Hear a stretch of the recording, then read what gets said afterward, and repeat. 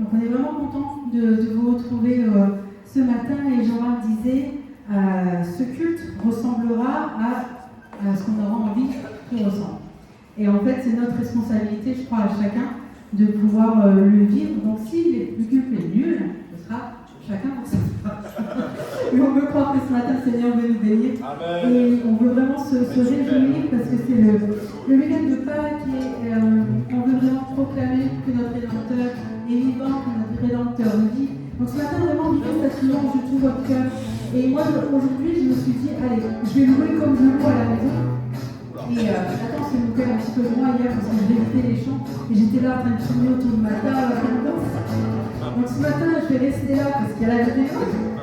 Mais voilà, dans mon cœur, c'est vraiment bouillant ce matin et j'espère que c'est bouillant aussi dans votre cœur. Donc on va se lever et on va chanter ce chant qui dit Mon Rédempteur nous amène. Je sais pas ce qu'on veut, son sang a couvert mes corps, je le crois. Oui, je crois. Et là,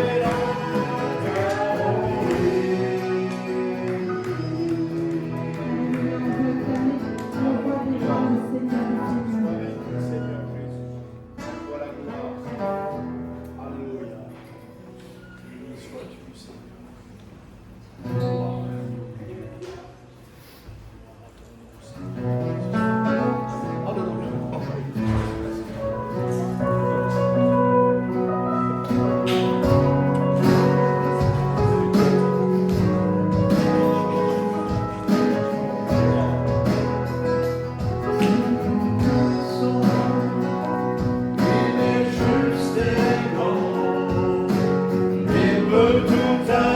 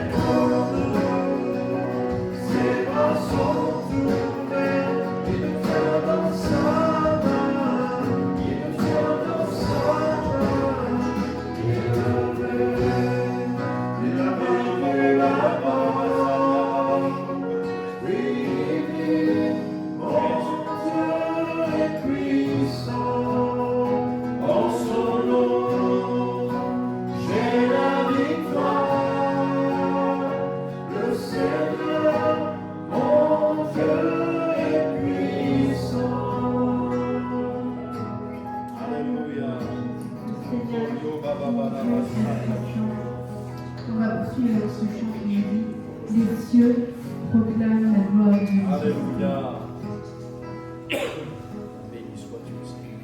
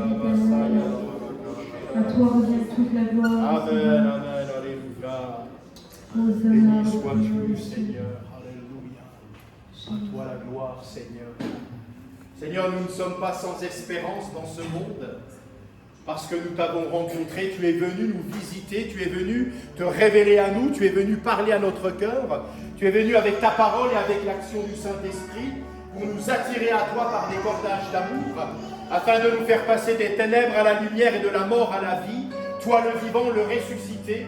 Alors ce matin, mon âme célèbre, loue, adore son Rédempteur, je veux dire mon Rédempteur vit ce matin. Il tient toutes choses dans sa main au-delà de la puissance des hommes. Il y a la souveraineté, la toute-puissance de Dieu, le Créateur, le Tout-Puissant, l'Éternel. Amen. Béni sois-tu, Seigneur.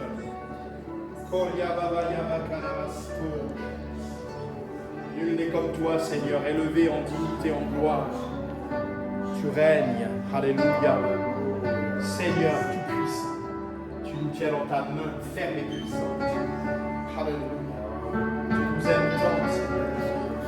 Tu as donné ta vie pour nous, Seigneur. Alléluia, nous a rachetés. Oh, béni soit.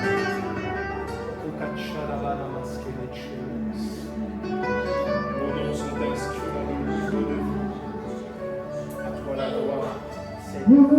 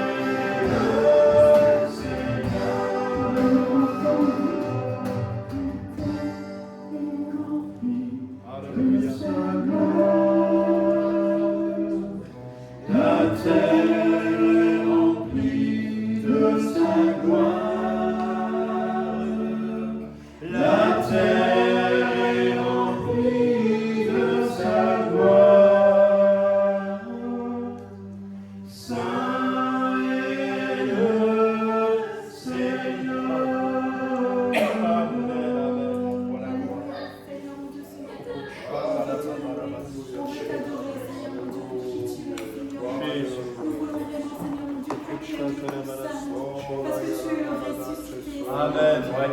La mort n'a pas eu la victoire, Seigneur mon Dieu. Tu as triomphé de la mort, Seigneur mon Dieu. Tu as donné ta vie en rançon, Seigneur mon Dieu. Et ce matin, nous sommes là, Seigneur mon Dieu, devant toi, de ta grâce, Seigneur mon Dieu. Nous sommes là devant toi parce que tu nous rends victorieux, Seigneur mon Dieu. Nous sommes là devant toi, Seigneur mon Dieu, parce que jour après jour, tu marches avec nous, Seigneur mon Dieu. Tu es notre force, Seigneur mon Dieu. Tu es celui qui est notre appui, Seigneur mon Dieu. Ce matin, nous ne voulons pas nous priver de te louer, de te proclamer, Seigneur. Amen, amen. Nous voulons vraiment faire monter vers toi nos louanges, Pour la Seigneur. puissance. Peuple de Dieu, lève ta voix ce matin et honore ton Dieu. Alléluia. Alléluia. Béni sois-tu. Seigneur, je vais te louer, t'adorer, Seigneur. Cette journée, Seigneur, cette Pâque, Seigneur Jésus. Oui, Seigneur, alléluia. Quelle victoire, Seigneur, tu as remportée, Seigneur, pour chacun de nous, Seigneur. Tu es mort à notre place, Seigneur Jésus, et nous pouvons mesurer encore, Seigneur, cette puissance, Seigneur Jésus, que tu as exécutée. Je veux te louer, t'adorer, merci pour ton amour, pour ta fidélité. Oui, amen, c'est vrai, tu es digne. Tes enfants, Seigneur Jésus. Reçois nos louanges et notre adoration. Amen, amen. Oui, Seigneur. Tu es glorieux, Seigneur. Skoko chakarabaria mataraso. Son tukukaria baba wesha dariando kororo spacho. Béni sois-tu, Seigneur. À toi l'honneur, la gloire, la louange, notre Dieu. Masakache karasto.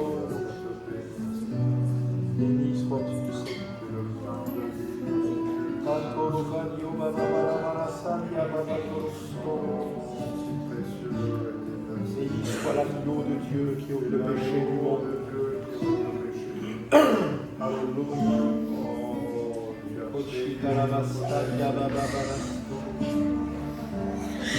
Toi, Seigneur de gloire.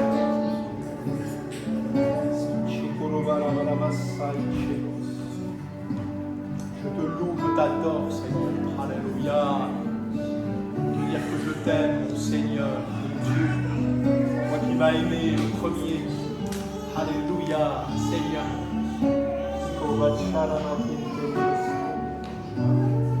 Dieu soit la gloire.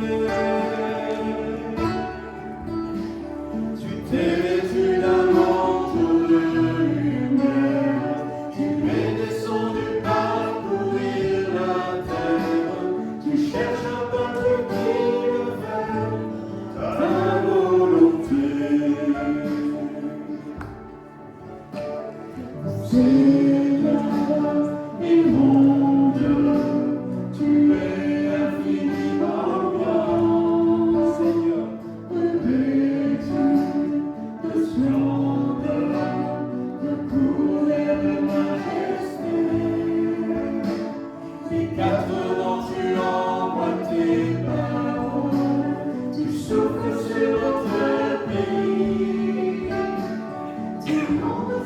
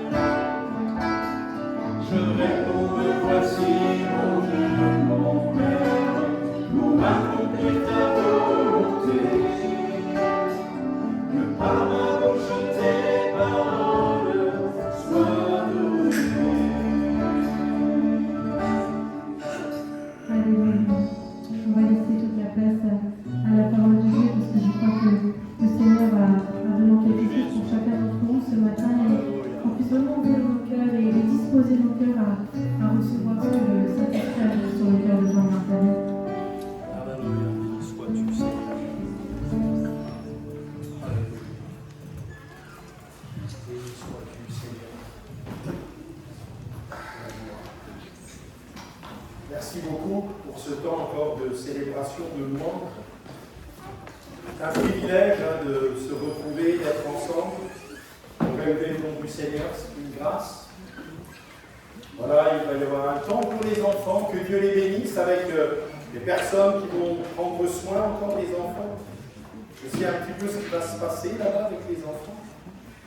Ça va être bien, vous allez avoir un super moment, les enfants. Amen, hein? C'est vrai, hein? Et puis,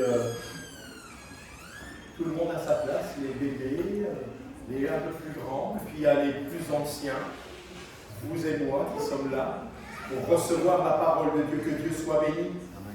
Vraiment, on est heureux de se retrouver ensemble. Alors, le titre, entre guillemets, de ce temps de partage, puisque vous savez que Daniel me demande, et il nous demande à nous, prédicateurs, de donner un titre à nos messages. Donc ce matin, c'était assez vaste comme thème. Alors j'ai choisi parmi différentes pensées un titre, et ce titre, c'est La demeure du Très-Haut. La demeure du Très-Haut. Nous allons lire ensemble dans Exode au chapitre 25 à partir du verset 1er. Et nous lirons les 9 premiers versets dans le livre de l'Exode. Exode 25 à partir du verset 1er.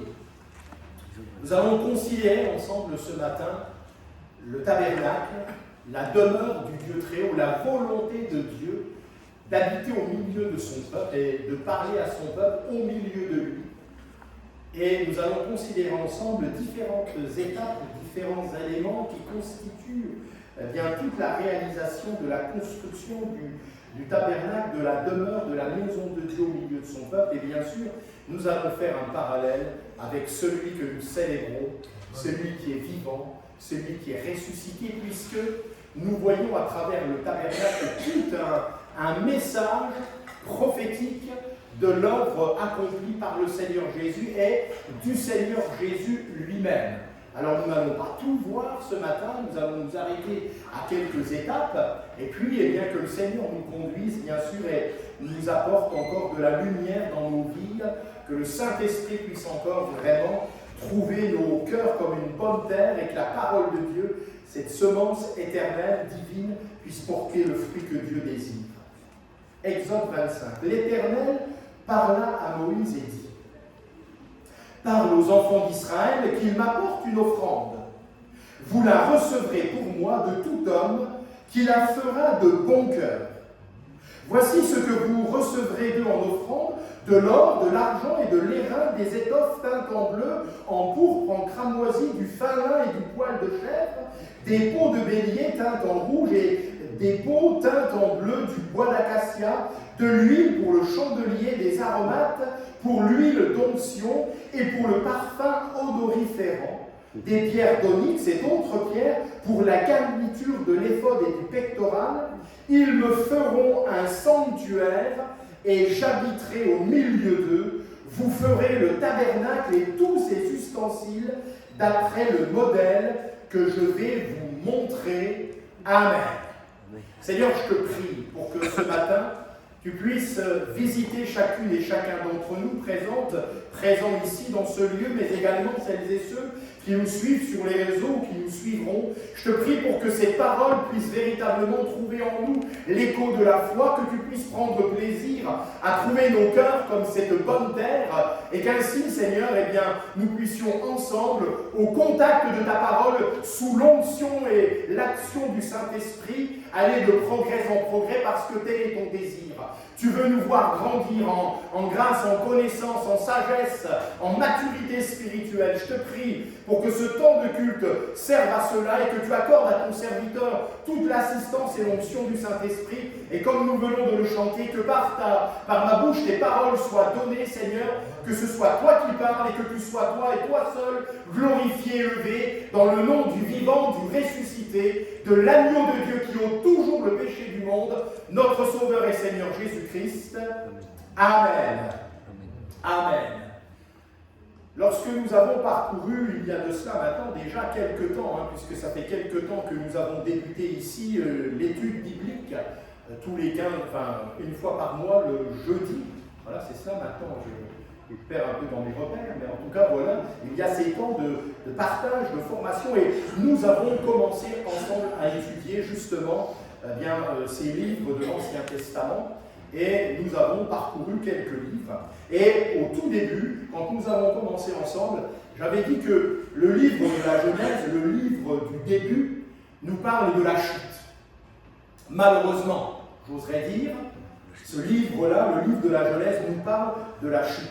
Mais, béni soit Dieu, moi j'aime Dieu, vous savez pourquoi? Parce que même quand ça commence mal, ça finit bien. Amen. Et la Bible dit que mieux vaut la fin d'une chose que son commencement. Et vous savez que ça va mal, mais que tout va aller bien. J'ai une bonne nouvelle pour nous qui attendons le retour du Seigneur. C'est peut-être pas super en ce moment, mais tout finira bien. Tout finira dans la gloire pour celles et ceux qui ont accepté Jésus-Christ. Ça, c'est excellent. Rien que ça, déjà, les nuages, hop, le Saint-Esprit souffle, et on voit un peu plus le ciel bleu, et on entre dans les rayons du soleil divin, et ça fait du bien. Amen. Ça fait du bien? Ah ouais. Vous aimez le soleil? Ah oui.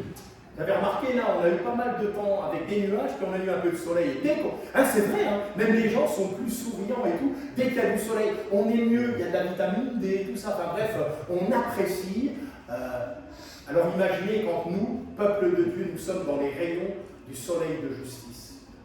Ah, que Dieu soit béni. À son nom, vraiment toute la gloire. Donc le livre de la Genèse nous parle de la chute. Celui de l'Exode, il nous parle du rachat et il nous parle de la rédemption. Et le verset central du livre de l'Exode, je vais vous le citer, c'est le chapitre 12, bien sûr, et au verset 13, on connaît cet épisode justement de la Pâque, où il va y avoir le sang qui va être là mis sur les portes, les linteaux, et sur la porte pour identifier le peuple qui appartient à Dieu, qui va être épargné. Il est dit, je suis l'Éternel, le sang vous servira de signe, sur les maisons vous vivrez. Je verrai le sang, je passerai par-dessus, il n'y aura point de plaie qui vous détruise quand je frapperai le pays d'Égypte. Amen. Bien-aimés, ce que nous trouvons ici comme pensée majeure, c'est que Dieu peut être favorable à son peuple. Dieu nous est favorable. Ça n'est pas pour rien qu'il nous est parlé dans tous les ustensiles du tabernacle et tous les ustensiles. Il y en a un particulier qui s'appelle le propitiatoire. Et le propitiatoire, ça vient de propice. Être propice, c'est être favorable. Dieu désire nous être favorable. Et bien sûr, je ne vais pas maintenant tout développer, mais il y a un propitiatoire par excellence, c'est la croix, où Dieu a décidé de nous être favorable. Et pour cela, il a fallu que Christ, lui, porte le poids de nos péchés. Il veut également, et nous l'avons lu, il exprime son désir, c'est de demeurer, d'habiter au milieu de son peuple.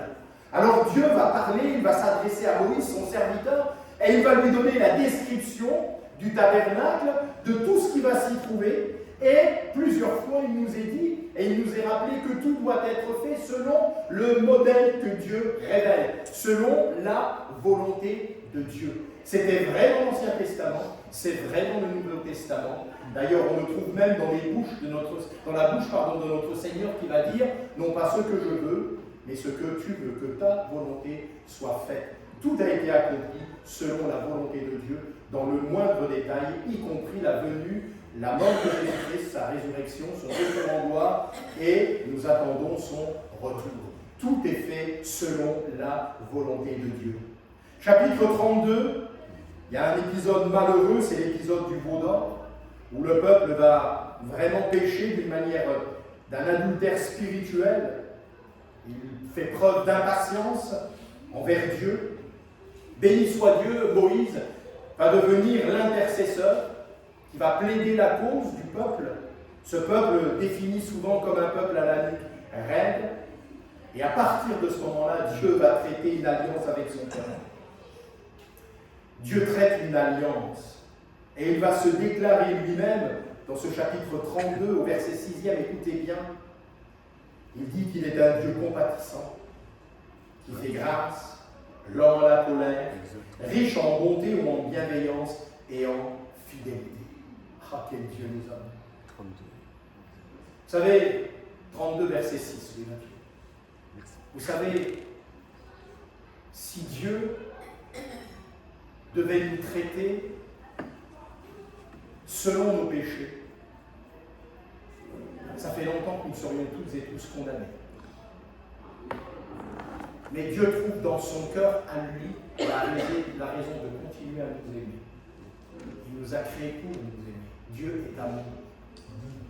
Et je me dis, quand même, quand vous relisez l'Exode et tout ce qui s'y passe, comment Dieu manifeste sa gloire quand même, hein, comment il fait sortir ce peuple d'Égypte et tout, enfin, tout ce qu'ils ont vécu, tout ce qu'ils ont vu, l'armée qui les suit, qui est engloutie, qui passe à sec, enfin, ils ont vu des choses extraordinaires, ils ont vécu des choses extraordinaires, et quand même là, dans leur impatience, ils vont encore pécher.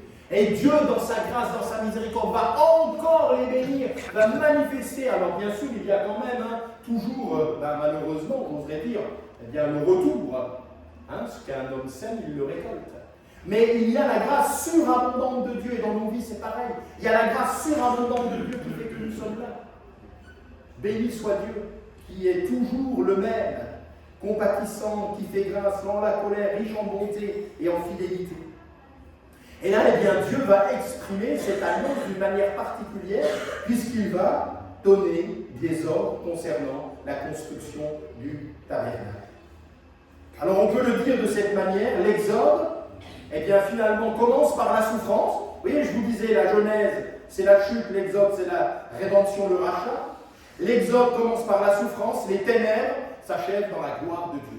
C'est quand même extraordinaire. Moi j'ai envie de nous encourager ce matin. Amen. J'ai envie de te dire, de me dire, ça finira bien. Ça finira par la gloire de Dieu. Je vais vous dire quelque chose. Vous vivez un temps difficile. Vous êtes dans une épreuve, vous n'en voyez pas le bout, moi je vous dis, tout ira bien. Tout ira bien pour ceux qui craignent de l'Éternel parce qu'ils ont de la crainte pour son nom. C'est écrit dans la parole de Dieu. Et notre seul désir, c'est de le craindre tel qu'il doit être craint, c'est-à-dire une crainte respectueuse, avec le souci de lui être agréable. Et pour le reste, nous lui faisons confiance. Mais tout ira bien. Tu peux le dire pour ta situation. Je dis dans ma situation, tout ira bien et tout finira par la gloire de Dieu. Parce que c'est l'Éternel qui règne. Malgré tout ce que l'on peut voir, entendre et même proclamer sur cette terre, c'est Dieu qui reste le maître. Il est le Tout-Puissant. On l'a chanté, notre Dieu est puissant. Il est le Tout-Puissant. Alors, comment va-t-il aussi manifester son désir, cette alliance nouvelle? Eh bien, il va proclamer cette alliance en manifestant un souhait. Il veut se trouver, demeurer au milieu de son peuple. Vous savez qu'avant, Dieu parlait depuis la montagne. Inaccessible, inapprochable. C'est fini. Dieu veut parler maintenant au milieu de son peuple, depuis le tabernacle. Quand vous lirez, vous relirez, vous verrez qu'il y a 13 chapitres consacrés au tabernacle. Ça veut donc dire que ce n'est pas peu de choses. 13 chapitres, le tabernacle, ses ustensiles et tout ce qui doit être fait. Le service, tout est ordonné. Et 18 fois, il nous est dit que tout a été fait selon ce que Dieu avait dit, ce que Dieu avait ordonné. Que Dieu soit béni. Dieu nous parle. Amen. Dieu nous parle. Dieu est présent au milieu de son peuple. Et Dieu parle à son peuple, du milieu de son peuple. Vous savez, c'est tellement important de se retrouver dans la communion fraternelle. Vous connaissez le psaume 133. C'est là que Dieu envoie la bénédiction, la vie pour l'éternité. Amen. Il ne faut pas faire l'église buissonnière. Il faut être là. Il faut recevoir. On est heureux d'être ensemble. On est heureux de partager, de chanter, de louer, de partager la parole, de partager la scène. On sait pourquoi on le fait. Et puis dans cette attente, un jour on sera rassemblés, non plus ici, un dimanche matin, on sera rassemblés pour toujours dans le Seigneur. Amen. Et Dieu nous parle, Dieu parle au milieu de son peuple. Alors, je l'ai déjà dit maintes fois, ce qui est très intéressant, c'est de faire les parallèles avec l'Ancien Testament, le Nouveau Testament. Et quand on parle du tabernacle, du souverain sacrificateur et autres, il y a un texte et un chapitre particulier, un livre particulier, bien sûr, qui nous intéresse, c'est l'Épître aux Hébreux. L'Épître aux Hébreux. On on fait une lecture comme ça, jointe. Et vous voyez l'Ancien Testament, le Nouveau Testament, vous voyez l'ombre des choses à venir et la réalisation des choses, particulièrement à travers, bien sûr, la personne du Seigneur. Dans Hébreux, il nous est dit que finalement, les choses qui ont été exécutées, eh bien, qui ont été faites de main d'homme, ça a été fait en imitation du véritable tabernacle établi par le Seigneur dans le ciel. Rien n'a été laissé au hasard sur la terre, croyez-moi. Rien n'est laissé au hasard dans le ciel. Tout s'accomplira exactement comme Dieu l'a dit. Donc, le tabernacle, et c'est ce que je disais en introduction, tout entier, c'est un type de Christ. Alors, on n'a plus à rebâtir, on n'a plus à offrir, on n'a plus à accomplir des sacrifices et des choses comme ça. Pourquoi? Parce que Christ est venu et il a pu dire tout est accompli. Il n'y a rien à ajouter à l'œuvre du Seigneur. Par contre, il faut la recevoir, y croire, il faut la faire sienne, il faut se l'approprier par la foi, de façon à ce qu'elle puisse devenir évidente, efficace, vivante pour chacune et chacun d'entre nous. Parce que notre Rédempteur vit. Amen. Sa parole est vivante, notre Rédempteur vit, notre espérance est vivante en un Dieu vivant. Nous attendons celui qui revient et qui vient chercher son peuple. Alors, quelques pensées maintenant, une cinquantaine, non. On va faire ça au fur et à mesure, mais quelques pensées quand même sur ce tabernacle et tout ce que cela veut nous dire. Je voudrais lire avec vous dans Exode 30, et on va lire à partir du verset 12 jusqu'au verset 30. Une première pensée, donc, Exode, au chapitre 30, et on lira ensemble, Exode 30, à partir du verset 12. Lorsque tu compteras les enfants d'Israël pour en faire le dénombrement, chacun d'eux payera à l'Éternel le rachat de sa personne, afin qu'il ne soit frappé d'aucune plaie lors de ce dénombrement. Voici ce que donneront tous ceux qui seront compris dans le dénombrement. Un demi-cycle, selon le cycle du sanctuaire, qui est de 20 guéras. Un demi-cycle sera le don prélevé pour l'Éternel. Tout homme compris dans le dénombrement depuis l'âge de 20 ans et au-dessus payera le don prélevé pour l'Éternel. Le riche ne payera pas plus, et le pauvre ne payera pas moins d'un demi-cycle, comme don prélevé pour l'Éternel, afin de racheter leur personne. Tu recevras des enfants d'Israël l'argent du rachat, et tu l'appliqueras au travail de la tente d'assignation. Sachez que tabernacle, tente d'assignation, c'est la même chose. Il y a différents mots qui sont utilisés, employés, mais c'est pour la même chose. On parle bien des mêmes travaux. Ce sera pour les enfants d'Israël un souvenir devant l'Éternel pour le rachat de leur personne. Amen. Ici donc, la première chose que j'aimerais partager avec vous, c'est que le sanctuaire ou le tabernacle, comme on vient de le dire ensemble, ou cette tente d'assignation, voilà les trois mots, sanctuaire, tabernacle, tente d'assignation, c'est exactement la même chose quand vous lisez dans des versions. Sachez qu'on parle bien de la même chose. Écoutez bien, c'est extraordinaire. Le tabernacle tout entier reposait sur des bases d'argent. Le tabernacle tout entier repose et reposait sur des bases d'argent. Et cet argent, d'où provenait-il? Il provenait de chaque Israélite. C'était l'argent du rachat. C'était le prix payé, chacun pour sa propre part, pour son rachat et sa rédemption. Voilà ce que nous offrions. Un demi-cycle. Chacun, à partir de 20 ans et plus, devait apporter ce demi-cycle qui devait être utilisé pour la tente d'assignation. Alors bien sûr, quand nous pensons à cela, alors des textes que je vais vous citer viennent automatiquement à notre pensée. Dans 1 Pierre au chapitre 1er, les versets 17 à 21. Si vous invoquez comme Père celui qui juge selon l'œuvre de chacun, sans acception de personne, conduisez-vous avec crainte pendant le temps de votre pèlerinage. Écoutez bien.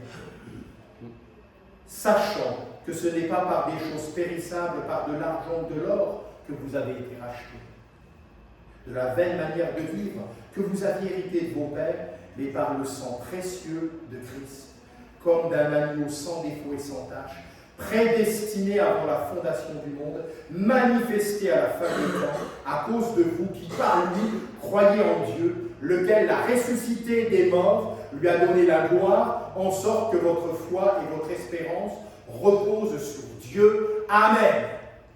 Et un autre texte dans 1 Corinthiens 6, versets 19 et 20. Ne savez-vous pas que votre corps est le temple du Saint-Esprit qui est en vous, que vous avez reçu de Dieu, et que vous ne vous appartenez point à vous-même, car vous avez été rachetés à un grand prix. Glorifiez donc Dieu dans votre corps et dans votre esprit, qui appartiennent à Dieu. Amen. Frères et sœurs, le prix du rachat, ce que chacun devait apporter pour que cela soit utilisé pour la construction de la tente d'assignation du tabernacle, puisque tout repose, le sanctuaire tout entier repose sur des bases d'argent. Nous pouvons faire un parallèle extraordinaire. Aujourd'hui, nous n'avons pas été rachetés à prix d'or et d'argent, mais aujourd'hui, nous avons été rachetés au travers d'un sacrifice, le sacrifice expiatoire de Jésus-Christ à la croix. Et aujourd'hui, tout le fondement de notre vie spirituelle a une seule base, l'œuvre de la croix, et nous sommes toutes et tous rachetés au travers d'un même sacrifice, lavés de nos péchés avec un même sang, le sang de l'agneau de Dieu, Jésus, qui ôte le péché du monde. Il est donc impossible de voir sa vie chrétienne se constituer, s'édifier, être bâtie, si elle n'est pas bâtie sur un seul fondement, la croix où Christ nous a rachetés. Nous sommes rachetés. Tu as de la valeur aux yeux de Dieu.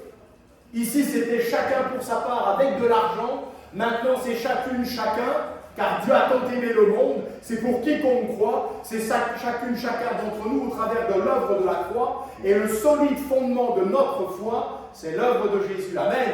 Et nous sommes rachetés à prix, non plus d'or et d'argent, mais à un prix extraordinaire, le sacrifice de Jésus. Vous vous rendez compte quelle grâce nous avons. Dieu a estimé le salut de notre âme au prix, à la valeur du sacrifice de son Fils bien-aimé qui n'a jamais péché. Voilà comment nous sommes estimés, la valeur que Dieu nous a octroyée à chacune et à chacun d'entre nous. Que le nom du Seigneur soit béni. Non, notre salut, ça n'est pas un petit salut. Et souvenez-vous toujours, je l'ai déjà dit, vous l'avez déjà entendu, si pour nous le salut est gratuit, pour Dieu, il a coûté très très cher. Et pour son Fils, qui a renoncé lui-même à sa propre vie, il a coûté très très cher. Nous ne pouvons pas mépriser un si grand salut, comme dit l'Écriture. Ensuite, nous avons considéré les bases, l'argent, le rachat. Ensuite, eh bien, il y a maintenant la démarche et la construction. Et la première chose, c'est le parvis. Le parvis. Le parvis, il nous est dit, il était constitué de toiles de fin lin retors. Alors, je me suis intéressé à ce fin lin retors. Mais qu'est-ce que ce fin lin retors qu'on va retrouver? Vous allez le retrouver à plusieurs reprises. Oh là là, frères et sœurs. Le fin lin retors. Le fin lin retors dans la Bible, ça évoque la pureté et la sainteté. Le fin lin retors nous parle de la pureté, de la sainteté et de la droiture. On y trouve plusieurs fois allusion dans le livre d'Ézéchiel, dans Daniel et dans Apocalypse. Les anges, les êtres angéliques, les martyrs sont représentés vêtus de fin lin.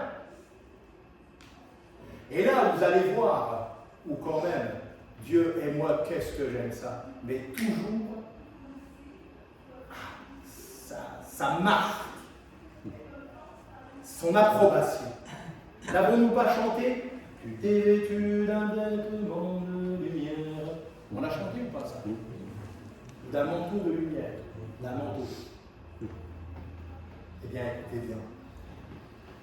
Je me suis intéressé, je suis allé chercher. Dans les anciens rituels juifs, les vêtements de lin étaient appelés robes de lumière. Robe de lumière. Wow. Moi, ça me fait rien de l'évoquer, ça. La robe de lumière. Vous vous rendez compte? Moi, ça me parle encore du Seigneur. Revêtu d'un vêtement de manteau de lumière, d'une robe de lumière, bien sûr. Le Seigneur retourné dans la gloire. Lui, le saint, le juste. Comment ne pouvait-il pas être vêtu et comment ne peut-il pas être vêtu de ce vêtement blanc éclatant de fin lin retors, couronné de gloire et d'honneur, pureté, sainteté, droiture sont à l'Éternel, à notre Seigneur. Et vous savez que dans l'Écriture, dans le livre de l'Apocalypse, il nous est parlé d'une grande foule, une multitude. Vous savez de quoi ils sont habillés? Ils sont habillés de robes blanches. Et il nous est dit que ces robes blanches sont blanches parce que lavées dans le sang de l'agneau. Frères et sœurs, jamais nous ne pourrons être déclarés purs. Jamais nous ne pourrons vraiment être déclarés comme saints si nous ne sommes pas sanctifiés, j'y reviendrai, mais surtout, s'il n'y a pas eu ce sang précieux de l'agneau qui nous lave de tous nos péchés. Les robes blanches. Voilà, ça c'est extraordinaire. Le parvis, eh bien c'était cela. Quand on approchait, qu'on voulait entrer dans le tabernacle, il y avait ce parvis avec ce fin lin retors qui nous parle de la pureté, de la sainteté. Ça veut dire aussi quelque part ça que finalement, eh bien, nous devons nous reconnaître comme nous sommes pécheresses, pécheurs. Avant d'entrer, de pouvoir prétendre entrer même dans la présence de Dieu, il nous faut nous reconnaître pécheresses, pécheurs, confesser nos péchés, demander au Seigneur de nous laver, de nous purifier de tous nos péchés, de nous laver. La parole de Dieu nous le dit. Dieu lui-même nous invite à venir. Venez à moi et plaidons. C'est ce que dit Dieu. Si vos péchés sont rouges comme le cramoisi, ils deviendront blancs comme la neige. S'ils sont comme l'écarlate, ils deviendront comme la laine. On chante blanc, plus blanc que neige, blanc, plus blanc que neige, lavé dans le sang de l'agneau. Je serai blanc que neige. Amen. Oh, c'est formidable ça.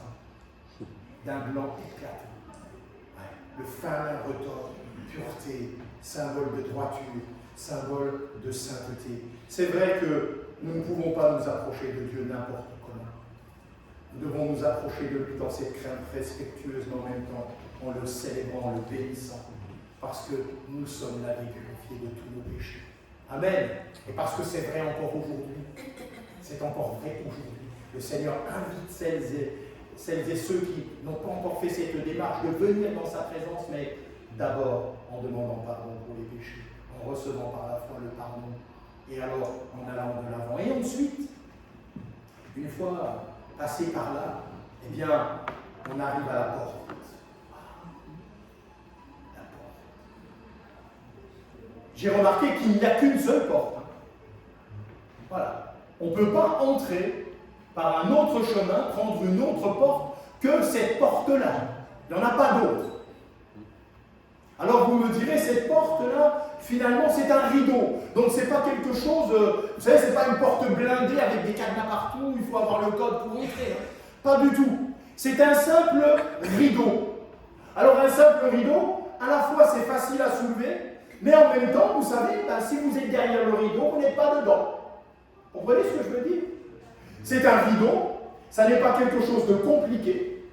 Voilà. J'ose dire, tout le monde peut soulever le rideau et entrer. Ça, c'est la volonté de Dieu qui veut que tous les hommes soient sauvés. Donc l'accès au salut, il est accessible pour chacun d'entre nous. Ici, c'est symbolisé, caractérisé par un rideau, un simple rideau. Mais si tu restes derrière le rideau, ben, tu n'entres pas. On est d'accord? Il faut absolument franchir le rideau pour être ensuite à l'intérieur. Donc le rideau, même si ce n'est pas quelque chose de compliqué, ça marque bien une séparation. Et j'ai envie de nous poser la question ce matin, où sommes-nous? Devant? Où avons-nous franchi et sommes-nous passés, sommes-nous derrière le rideau? Ça change tout, hein. Ça change tout. Ça vaut la peine de se poser la question. Il faut entrer. Et puis, ce qui est intéressant, quand on s'intéresse à cela, eh bien, c'est qu'il y a, et il nous est parlé, on a lu tout à l'heure, de 4 couleurs. 4 couleurs. Ce rideau, cette porte, 4 couleurs vont symboliser. Alors, facile. Première couleur, le bleu. Le ciel. Oui. Le bleu, ça nous parle du ciel. Le bleu, c'est la couleur céleste. Vous savez que le bleu, c'est la couleur qui est la plus utilisée dans l'Ancien Testament 50 fois. 50 fois. Ah, alléluia, hein. On n'est pas pour la terre, on est pour le ciel. Amen. Ah oui, hein. On n'est pas fait pour rester sur la terre, on est fait pour le ciel. Alors la porte, ben oui, bleu, parce qu'il a fallu, pour que nous puissions avoir accès au ciel, que Christ quitte son ciel de gloire et qu'il vienne sur la terre. Écoutez bien, Christ a quitté le ciel, il est venu sur la terre, pour que nous quittions la terre et que nous ayons accès au ciel. Que Dieu soit béni. Ensuite, la deuxième couleur, c'est le pourpre. Le pourpre. Oui. C'est bien, il a bien suivi les cours. Hein. Il a pris ses notes. Hein. Élève studieux. Le pourpre, c'est la couleur royale. Ça montre la suprématie, la dignité. Bien sûr, ici, quand on pense à la couleur royale, on pense encore au Seigneur. Lui, le roi des rois, qui s'est fait humble serviteur. Et nous qui étions des étrangers, nous sommes maintenant entrés dans la famille royale. Impossible. Impossible d'avoir accès à ce statut sans l'œuvre de Jésus. Impossible d'en bénéficier si nous n'y croyons pas. Puisque la parole de Dieu nous dit que nous sommes héritiers. Si tu ne crois pas à l'héritage, tu ne vas jamais le demander, le faire valoir. Mais nous sommes héritiers. Et nous sommes devenus filles et fils du Dieu très haut. Vous vous rendez compte que nous avons part à la royauté en tant qu'enfants de Dieu. C'est quelque chose, bien sûr, que nous ne méritons pas, mais que nous recevons par la foi. Et puis, troisième couleur, le cramoisi. Ça va, Philippe? Tu sais plus? Si je dis maintenant le cramoisi ou le rouge, voilà. Ah, vous voyez, des fois, il faut utiliser des formules. Voilà, le rouge, ça parle. Le cramoisi, c'est la même chose. Le sang, bien sûr, le sang. La parole de Dieu nous en parle à maintes et maintes reprises. On y reviendra tout à l'heure, le sang, sans effusion de sang. Point de pardon, racheté par le sang précieux de l'agneau de Dieu, un agneau sans tache, sans défaut, le précieux sang de Jésus. Et puis, on retrouve le fin lin. Le fin lin retors, on le trouve, vous voyez ici. On en a parlé tout à l'heure avec le parvis. On le retrouve là. Oui, ça nous parle encore une fois de la sainteté, de la pureté. Non seulement de Dieu, mais aussi maintenant de toutes celles et ceux qui veulent vivre avec lui, marcher avec lui. Et vous savez ce qui est extraordinaire finalement? Ces 4 couleurs, bleu, pourpre, cramoisi, fin lin, elles vont se retrouver à chaque étape jusqu'au voile. Jusqu'au voile, vous allez retrouver ces 4 couleurs. Le souverain sacrificateur qui allait entrer dans le lieu très saint une fois par an, quand il franchissait les étapes, et le sacrificateur qui pouvait y entrer tous les jours, quand il franchissait les étapes, eh bien c'était toujours les mêmes couleurs qu'il voyait. Elles parlaient toujours de la même chose. Et vous savez ce que dit le Seigneur lui-même Je le lis dans Jean chapitre 10, les versets 7 à 9. Jésus dit, en vérité, je vous le dis, je suis la porte des brebis. Tous ceux qui sont venus avant moi sont des voleurs et des brigands, mais les brebis ne les ont point écoutés. Je suis la porte. Si quelqu'un entre par moi, il sera sauvé, il entrera, il sortira, il trouvera des pâturages. Amen. Jésus est la porte, il est le chemin, il est la vérité et la vie. Il n'est pas un chemin, une vérité, une vie. Il est le chemin, la vérité, la vie. Nul ne vient au Père que par lui. Et la voie du salut, elle est jalonnée tout le temps, eh bien par notre précieux Seigneur et Sauveur. Il n'y a qu'une porte, et ces 4 couleurs nous parlent de lui. C'était déjà là, vous vous rendez compte, dans le livre de l'Exode. Vous ferez tout selon le modèle que je vais vous montrer. Il y avait déjà là, en prophétie, d'une manière extraordinaire, tout ce que le Seigneur Jésus allait accomplir pour chacune et chacun d'entre nous. Alors une fois qu'on est entré, qu'on a franchi le rideau, la première chose qui se présente à nous, c'est l'autel des holocaustes. L'autel des holocaustes. Juste à l'entrée. Les bases, argent, rachat. Le rideau, la porte qu'on franchit. Et là, on se retrouve devant l'autel des holocaustes. Ça nous montre ça, encore une fois, comme je l'ai dit tout à l'heure, que juste à l'entrée, si l'on veut aller un peu plus loin, on ne peut s'approcher de l'Éternel que si on se reconnaît pécheur. Et que si on se reconnaît racheté par le sang de Jésus. Le sacrifice agréable à l'Éternel. Dieu a pris plaisir à ce sacrifice. À l'époque, vous savez que le sacrificateur devait lui offrir, bien sûr, aussi un sang, le sang d'un animal qui devait être offert, là, répandu pour l'expiation des péchés. Il nous est dit, je vous le cite dans Hébreux 9, 22, je l'ai cité tout à l'heure, sans effusion de sang, il n'y a pas de pardon.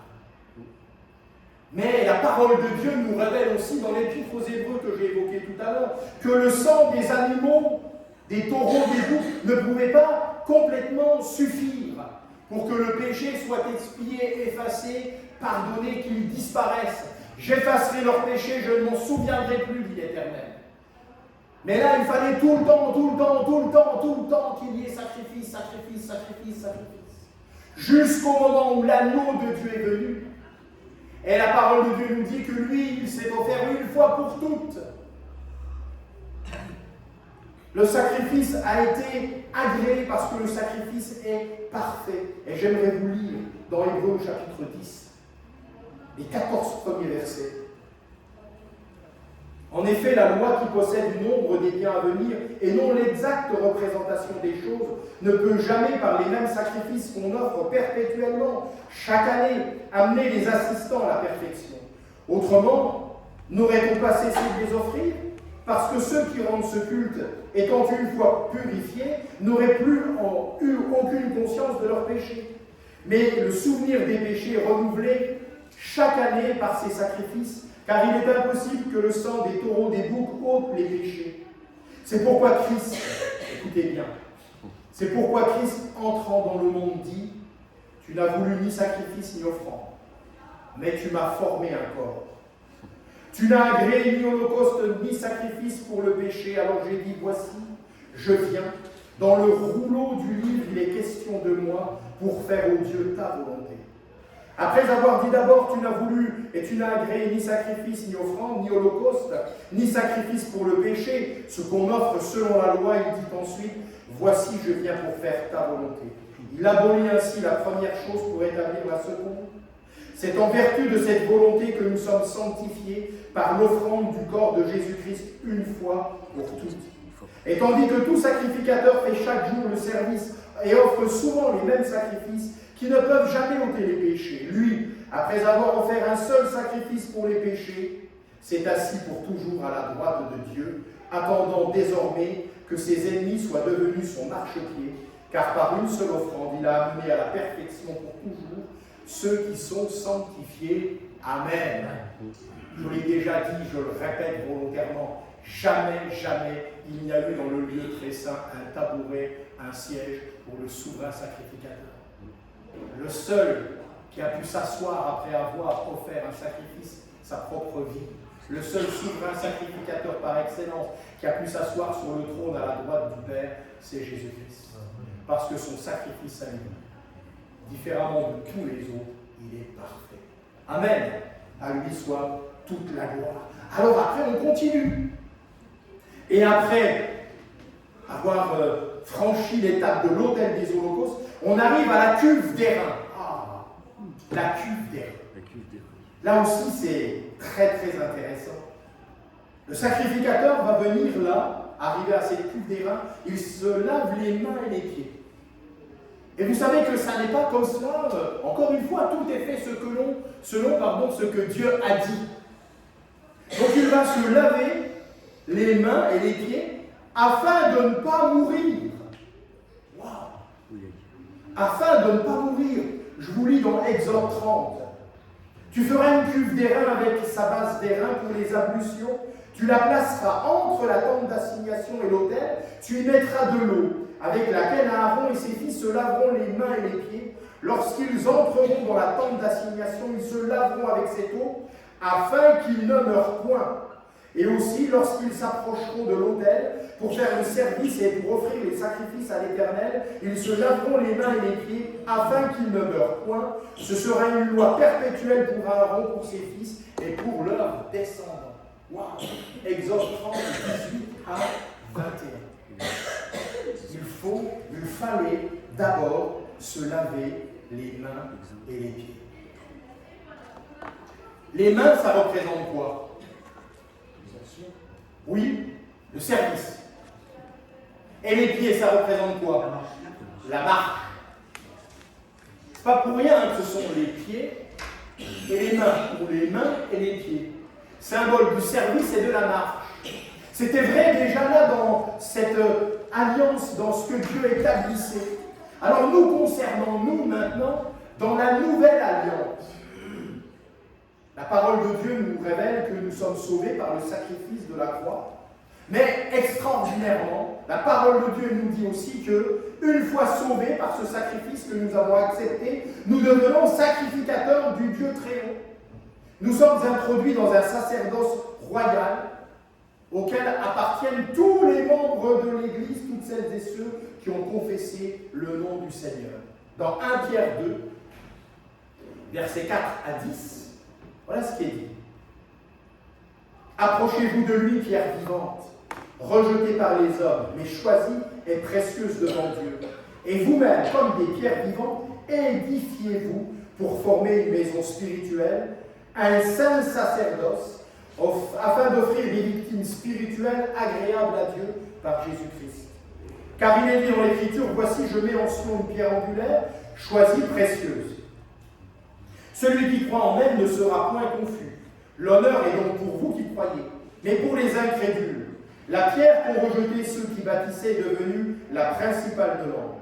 Une pierre d'achoppement, un rocher de scandale. Ils s'y heurtent pour n'avoir pas cru à la parole, et c'est à cela qu'ils sont destinés. Vous, au contraire. Attention. Carte de visite.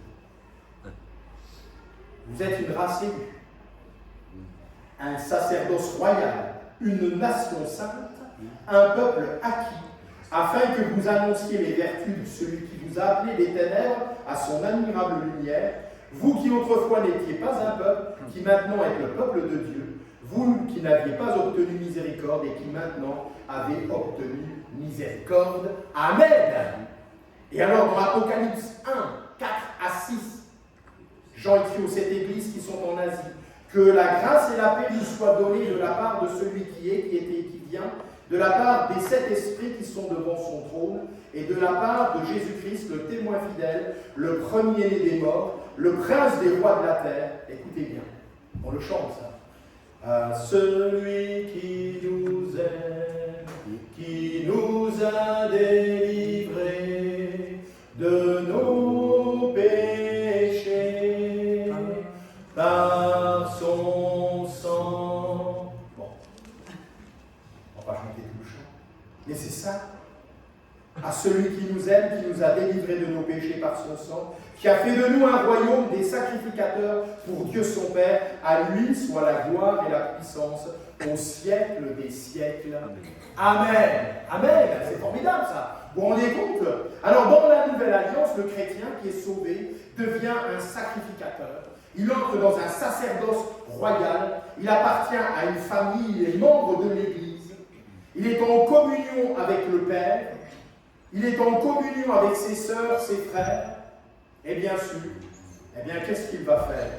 Laver, purifier les mains, les pieds. Il va servir Dieu.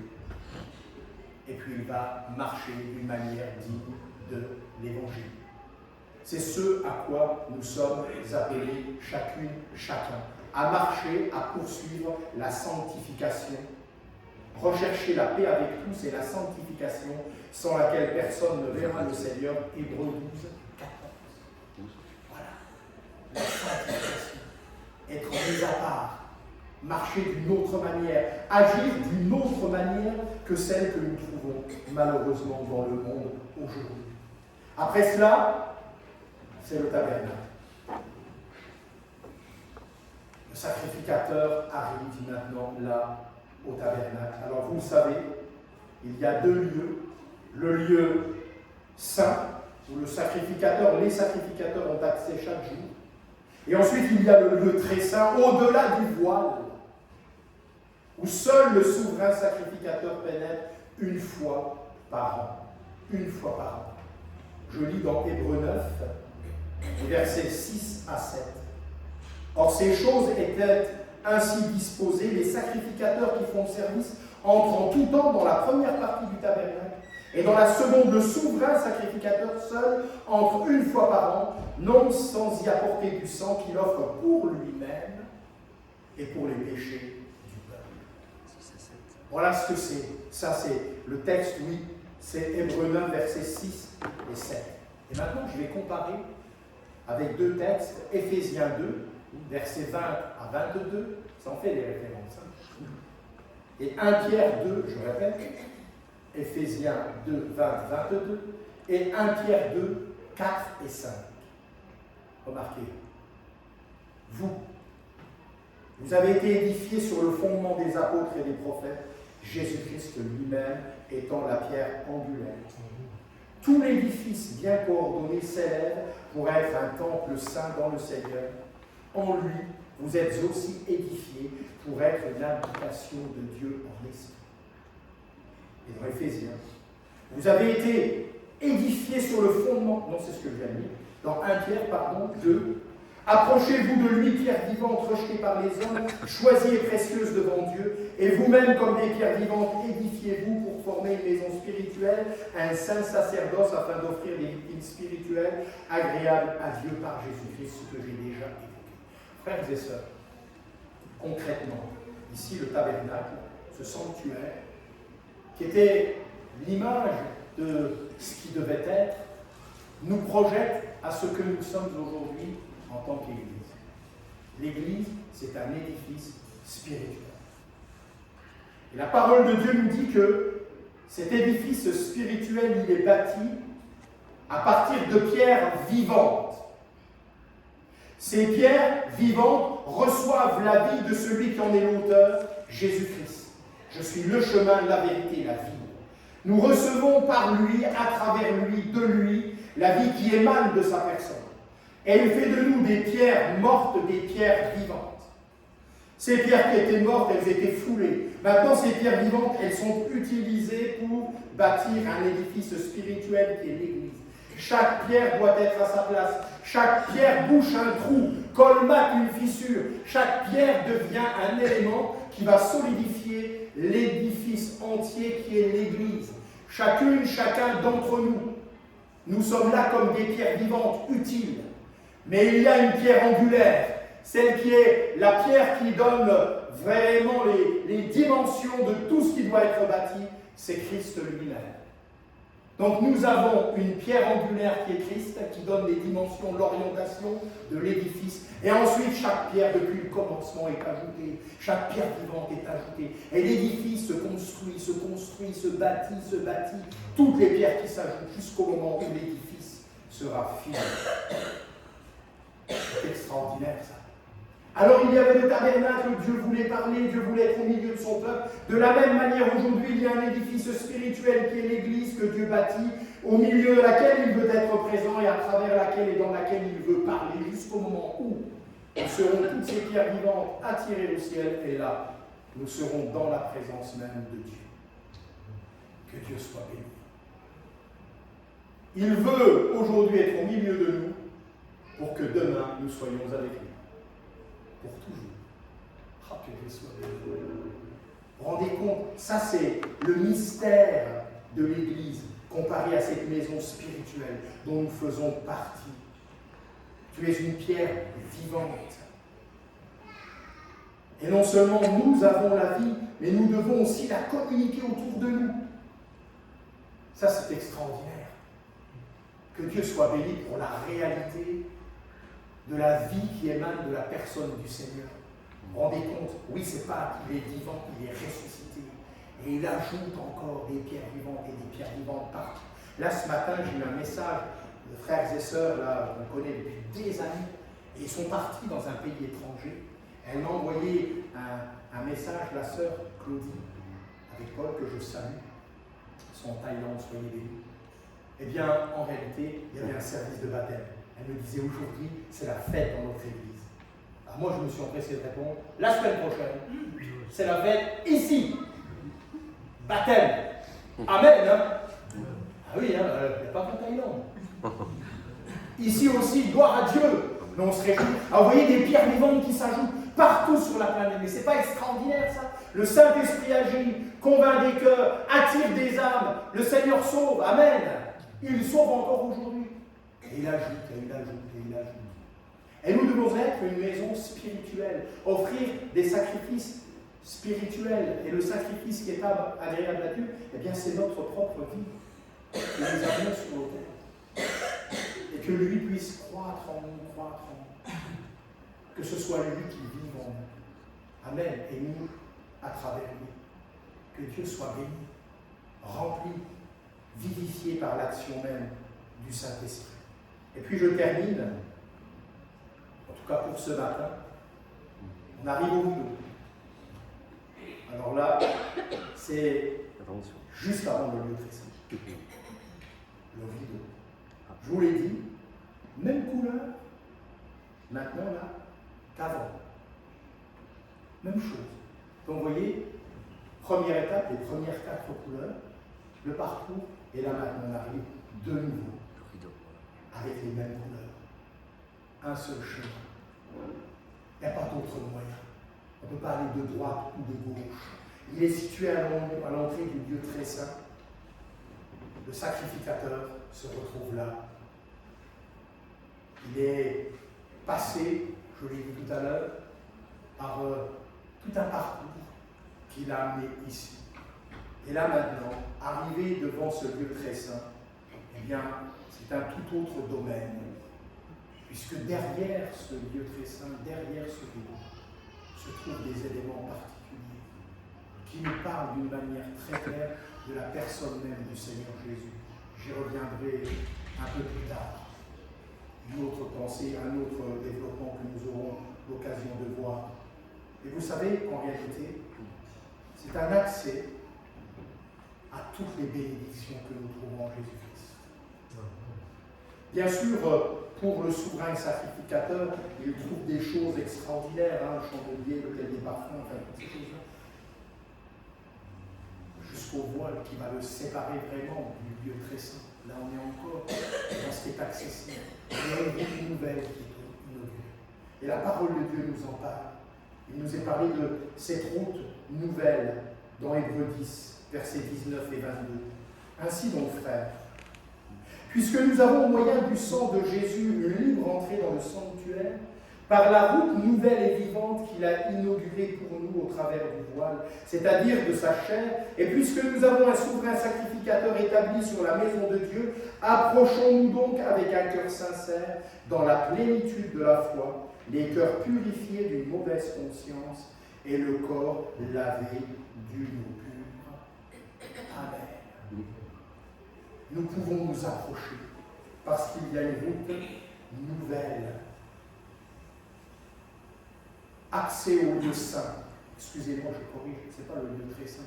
Le lieu très saint, c'est après le voile. Et là, on est encore dans le lieu saint, qui est accessible, où on trouve, par une proposition, chandelier d'or, l'autel des parfums. Et après, on arrive au voile. Et seulement là, on entre dans le lieu très saint, enfin, le souverain sacrificateur. Mais ici, on est sur le chemin. On y a accès. On va quand même découvrir les caractéristiques de la personne du Seigneur Jésus. Quand je parle du pain, du chandelier, bien sûr, ça nous parle. C'est la personne même du Seigneur. Et ce matin, bien-aimés, n'oublions jamais, Jésus non seulement est le chemin, la vérité et la vie, mais il a inauguré une route nouvelle qui nous était inaccessible. Et cela, c'est au travers de l'œuvre de la croix. Et nous pouvons nous approcher de Dieu aujourd'hui. Ah, c'est extraordinaire. La parole de Dieu nous dit que Jésus-Christ, après avoir vaincu la mort, la maladie, le péché, le diable, ses puissances, les avoir livrés en spectacle, après s'être présenté avec ses disciples, et au milieu d'eux, eh bien, il est retourné dans la gloire. Et la parole de Dieu nous dit qu'aujourd'hui, ressuscité, il intercède en notre faveur. Quelle grâce! Ce matin, nous allons partager le pain et le vin, par la coupe plutôt. Et comment ne pas nous souvenir de l'œuvre qui a été accomplie pour chacune et chacun d'entre nous. Une ombre des choses à venir, une préfiguration des choses à venir, au travers de tout ce que Dieu a établi. Alors avant que les frères ne viennent pour partager, présenter d'abord et partager les éléments, je veux conclure en vous lisant l'intégralité du chapitre 9 de l'Épître aux Hébreux. Soyez rassurés, il n'y a pas 150 versets. Mais parce que ça correspond au temps que nous vivons, week-end particulier, week-end pascal, dimanche de Pâques, résurrection de notre Seigneur, avant de participer au pain et à la coupe, en mémoire de ce qui a été fait pour nous. Je lis Hébreux 9, la première alliance avec aussi des ordonnances relatives au culte et le sanctuaire terrestre. Un tabernacle fut en effet construit. Dans la partie antérieure appelée le lieu saint, étaient le chandelier, la table et les pains de proposition. Derrière le second voile se trouvait la partie du tabernacle appelée le lieu très saint, le lieu des saints, le saint des saints, renfermant l'autel d'or pour les parfums, l'arche de l'alliance entièrement recouverte d'or. Il y avait dans l'arche un vase d'or contenant la manne, la verge d'Aaron qui avait fleuri et les tables de l'alliance. Au-dessus de l'arche étaient les chérubins de la gloire, couvrant de leur ombre le propitiatoire. Ce n'est pas le moment de parler en détail là-dessus. Or, ces choses étaient ainsi disposées. Les sacrificateurs qui font le service entrent en tout temps dans la première partie du tabernacle. Dans la seconde, le souverain sacrificateur seul entre une fois par an, non sans avoir apporté du sang qu'il offre pour lui-même et pour les péchés du peuple. Le Saint-Esprit montrait par là que le chemin du lieu très saint n'était pas encore ouvert, tant que le premier tabernacle subsistait. C'est une figure pour le temps actuel où l'on présente des offrandes et des sacrifices qui ne peuvent rendre parfait sous le rapport de la conscience celui qui rend ce culte et qui, avec des aliments, les boissons, les diverses ablutions, étaient des ordonnances charnelles imposées seulement jusqu'à une époque de réformation.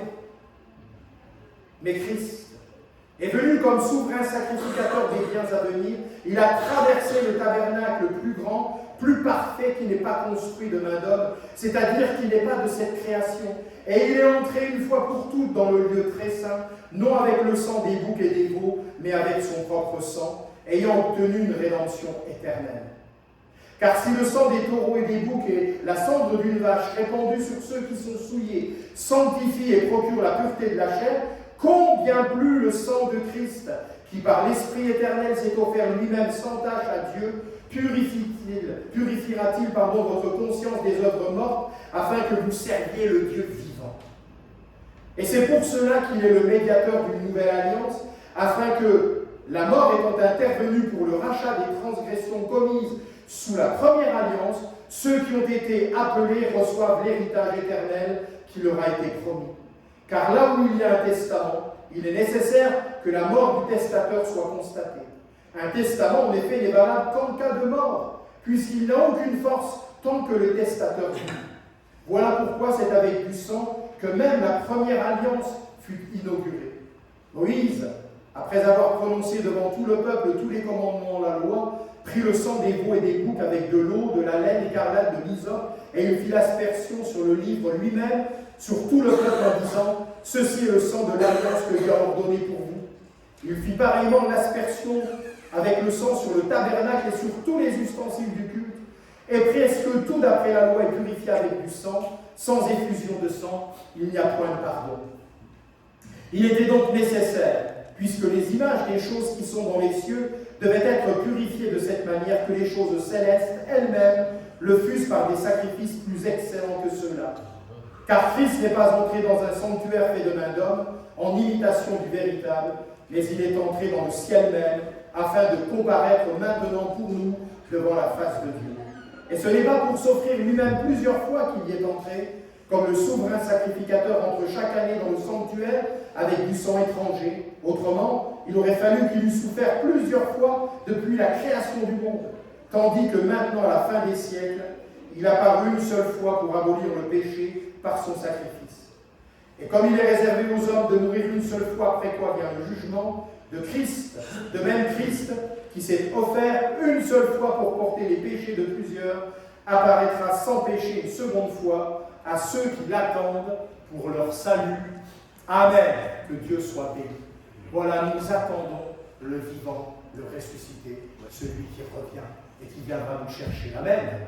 Et en attendant ce temps, chaque fois que nous nous retrouvons le dimanche, nous partageons les éléments et nous nous souvenons de l'œuvre du Seigneur, de son sacrifice expiatoire, du fait que nous sommes rachetés au travers de son sang précieux, que nous avons part à la vie éternelle, que nous sommes devenus enfants de Dieu, que nous sommes appelés maintenant à marcher, à servir le Seigneur dans la sanctification, et que nous avons en lui le seul chemin qui mène au Père. Mais il est un chemin, il est le chemin, la vérité et la vie. Que son nom soit béni. Amen. Nous allons prier, les frères vont venir pour maintenant préparer, et ensuite ils présenteront et serviront le pain, et ils partageront la coupe, et on attendra, on prendra tous ensemble ces éléments en souvenir de l'œuvre du Seigneur, comme il le dit lui-même, jusqu'à ce qu'il vienne. Seigneur, merci. Merci pour ton conseil, ta parole ce matin. Nous croyons, Seigneur, que tu es le Christ, le Fils de Dieu, celui qui devait venir dans le monde. Nous croyons que tu es né afin d'accomplir une œuvre extraordinaire, parfaite, l'œuvre de la croix. Nous croyons que ton précieux sang nous lave, nous purifie de tout péché. Nous croyons, nous confessons que la mort n'a pas pu te retenir, que tu répartis dans la gloire. Nous croyons et nous attendons ton retour, où tu viendras nous chercher pour que nous soyons éternellement avec toi. Merci Seigneur. Merci parce qu'il y a Pâques, il y a la résurrection, il y a le matin de la Pâques, il y a le tombeau qui est vide. Il y a aujourd'hui le ciel qui est habité, le trône de Dieu. Il y a la vérité de ta parole. Il y a la vérité, Seigneur, de cette parole vivante et permanente, je te prie. À travers ce que nous avons pu partager ce matin, que nos cœurs soient dans la joie. Parce que tout nous parle de toi, tout est christocentrique. Tout nous parle de ta gloire, de qui tu es, mais aussi de notre avenir avec toi. Et déjà sur cette terre, de ta présence au milieu de nous et de ton action par le Saint-Esprit. Ah oui, tu es digne, Seigneur, de recevoir l'honneur, la gloire et la louange pour ce temps et l'éternité. Nous te rendons gloire. Amen. Amen. Je vais inviter les frères à venir. Maintenant, voilà, ils vont prier pour le pain, pour la coupe, ensuite circuler au milieu de nous. Le groupe va venir pour nous conduire dans le chant. Celles et ceux qui sont baptisés vont se lever pour participer. Louez le Seigneur, frères et sœurs. Prenez votre place. Allez-y. N'ayez pas peur. Le Seigneur veut entendre vos belles voix aussi. Moi aussi, j'aime bien entendre vos voix. Alors louez le Seigneur avec ferveur, que son nom soit béni.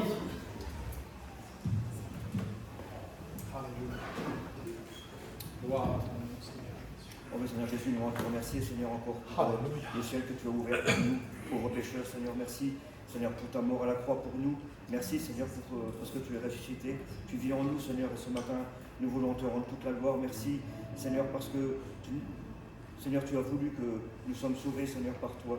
Seigneur, il a un seul chemin, c'est le tien, Seigneur Jésus. Et nous voulons vraiment respecter cela, Seigneur, t'honorer, t'adorer, Seigneur, en esprit et en vérité. Que ton nom soit béni, Jésus. Amen. Amen, amen. Amen. Merci Seigneur pour ta parole de ce matin. Merci Seigneur parce que que ce soit dans l'Ancien ou dans le Nouveau Testament, c'est toujours toi qui as préparé le chemin pour qu'on soit pardonné, qu'on soit changé, guéri. Seigneur, merci parce que qui d'autre que toi Seigneur pouvait nous assurer le salut? Qui est-ce qui pouvait payer Seigneur à notre place? C'est vrai, oui. Sois béni et sois glorifié, Seigneur, pour tes bienfaits, pour tes œuvres. Amen. Amen, amen. Gloire à Dieu. Alléluia. Jesus. À ton nom soit la gloire, Seigneur. Béni sois-tu, notre Dieu. Alléluia.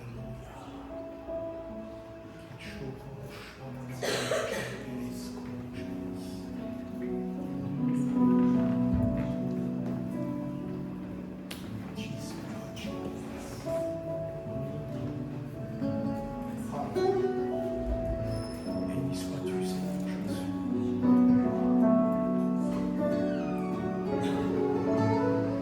Les étoiles brûlent, le soleil s'éloigne, car le sauveur du monde était tombé.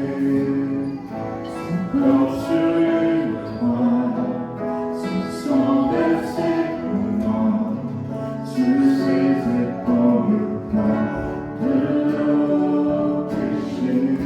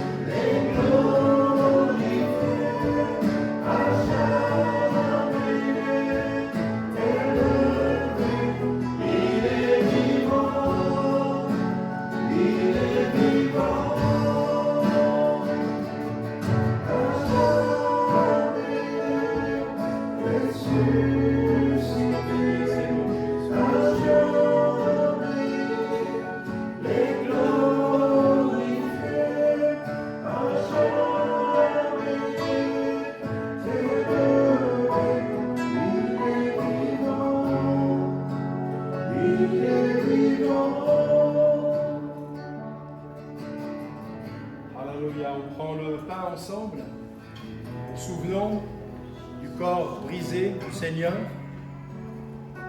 Dans ces meurtrissures aussi, la parole de Dieu nous dit, nous sommes guéris.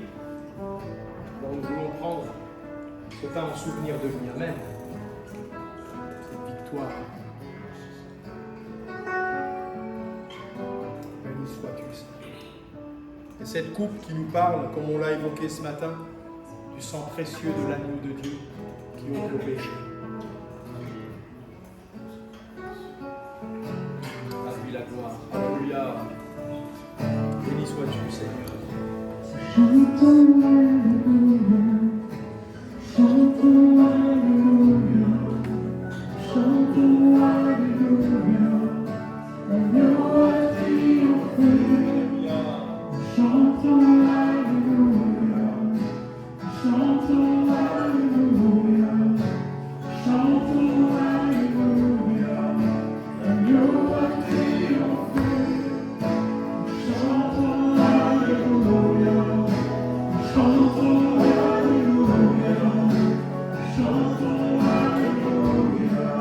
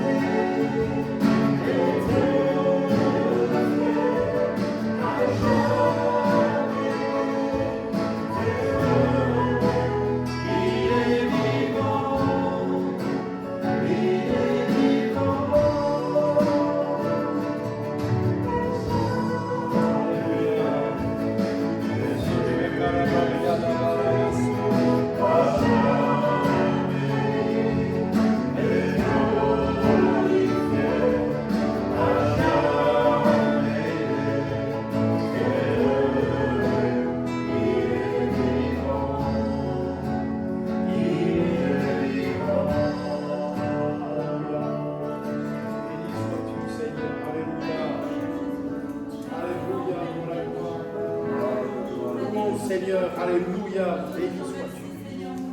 Oh Dieu de gloire. Merci Oui. pour ce sacrifice parfait, Seigneur mon Dieu. Alléluia. Tu n'as pas, Seigneur mon Dieu, fait ce Soria le retour en Kachalabaya. arrière et tu as accepté de voir cette croix. Oui, Seigneur, tu es allé Nous où? voulons encore te rendre gloire et grâce pour ça, Amen. Seigneur mon Dieu, parce que tu as fait de nous des enfants. Tokarabachalo Tu Babalabas. nous t'es racheté de l'éternel. Amen. Et nous te disons encore À merci. toi la gloire. Merci. Oui, Gloire et Amen. grâce, Père. Amen, Amen. Jésus, reçois la louange de ton peuple, Seigneur. Alléluia. Seigneur, merci pour ton sacrifice à la croix, et la manne céleste, Oui. pain de vie, et ce pain a été brisé, a été rompu pour nous, pour le pardon de nos péchés. Seigneur, tu as versé aussi ton sang, ce sang qui montre que tu étais parfaitement Dieu, mais aussi parfaitement homme. Tu as versé ce sang si pur, Seigneur, sur la croix pour effacer nos péchés. Seigneur, nous voulons t'élever, Seigneur. Oh oui, Seigneur. Seigneur, nous voulons te glorifier, t'élever, te bénir ce matin.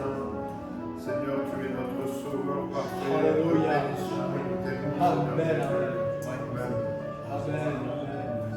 Seigneur Jésus, merci pour ta présence dans nos vies. Oui, Merci pour ta présence dans ce lieu, Seigneur. Seigneur, au revoir. Seigneur, c'est notre fruit, Seigneur, de ton amour. C'est vrai. Seigneur, à la croix pour chacun d'entre nous.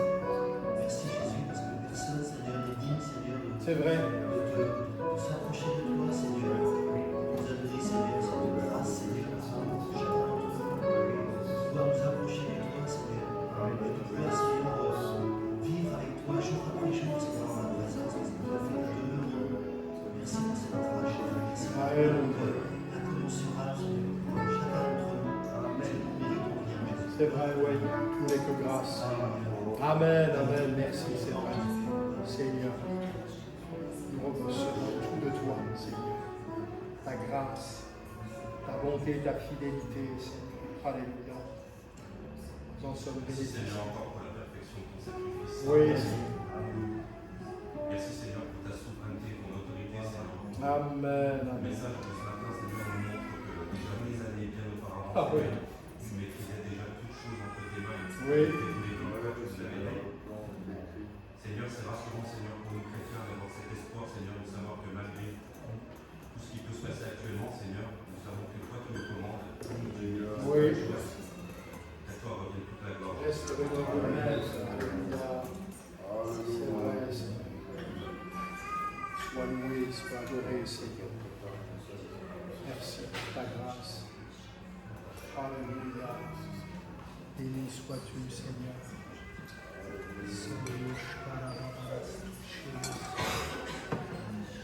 Dieu soit la gloire. Sois béni, Seigneur. On va pratiquer l'onction d'huile à Fabienne que nous a demandé. On veut le faire conformément à la parole de Dieu. Il n'y a aucun pouvoir ni en nous ni dans l'huile, mais il y a la foi en un Dieu vivant. Et comme tout a été écrit, qu'on doit faire tout selon le modèle, l'onction d'huile, ça fait partie des choses écrites et on doit faire ça selon le modèle. La personne qui demande la prière, eh bien, elle doit croire. Et puis nous qui prions, nous nous associons à cette foi-là aussi.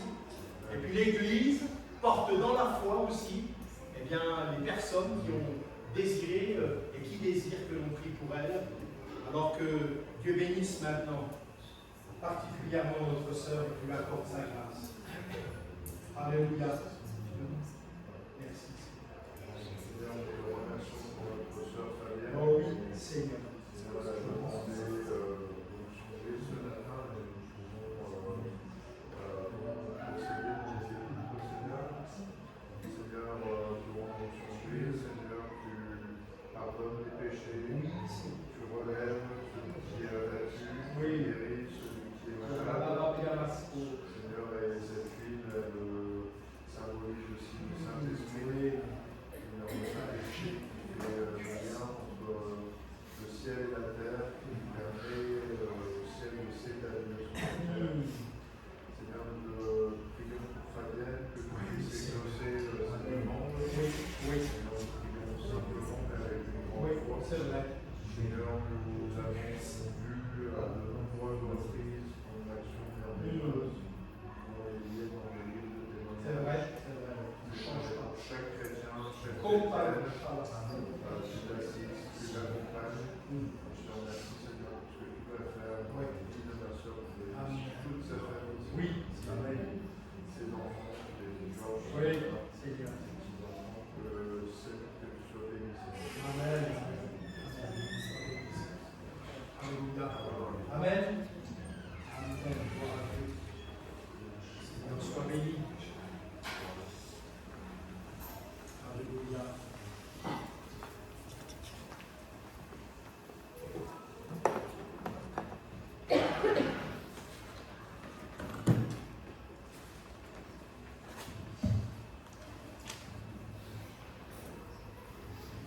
Voilà quelques annonces avant un chant final de triomphe, de gloire. Amen. Amen. Alors, le mardi qui vient, on se retrouve ici pour la rencontre de prière, donc à 19h15. Jeudi, il n'y a pas de rendez-vous ici. Dimanche, on se retrouve pour le culte, avec baptême et présentation donc d'Hugo. Voilà, on va avoir ce moment de fête. Je vous rappelle qu'à l'issue, on aura un temps de partage à travers un buffet canadien. Donc, qu'est-ce que ça signifie? Si vous voulez manger, vous amenez quelque chose. Ah, voilà. C'est aussi simple que ça. Et on partage tout. Et je goûte tout en principe pour voir si tout est bon. Non, pensez-vous, c'est pas vrai. Ce n'est pas vrai. C'est une légende, hein, tout ça. Le samedi 11 avril, réunion de jeunesse. Ici, 15h. C'est cela, 15h. Donc, avec la jeunesse. Et puis, un nouveau rendez-vous. Alors, j'en ai parlé mardi et je vous le présente maintenant. Donc, le samedi 18 avril. Écoutez bien, pour les sœurs. Ça concerne les sœurs. Cette fois-ci.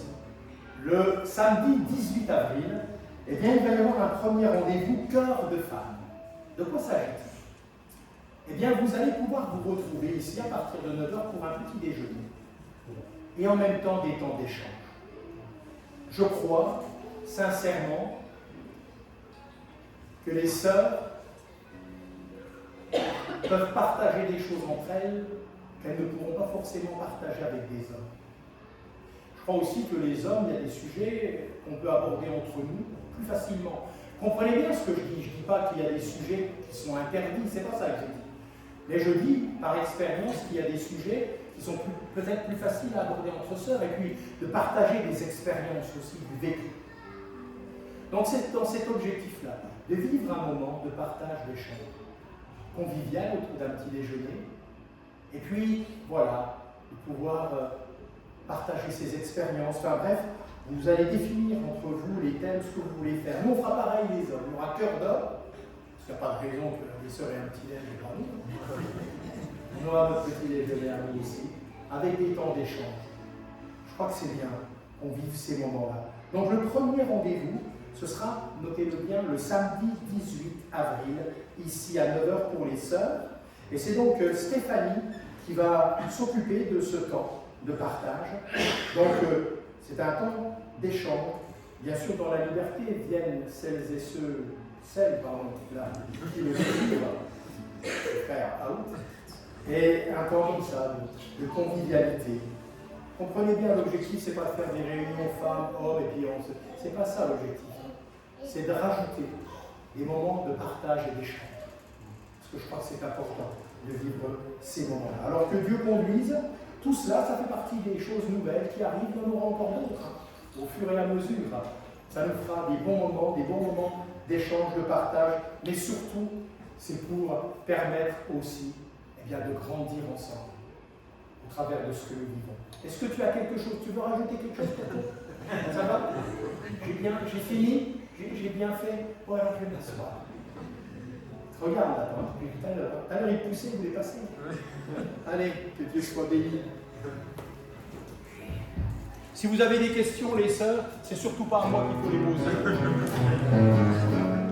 Allez, on va se lever et on va terminer sur ce chant Rédempteur vite. On va le proclamer encore une fois tous ensemble, de tout notre cœur. Amen. Alléluia.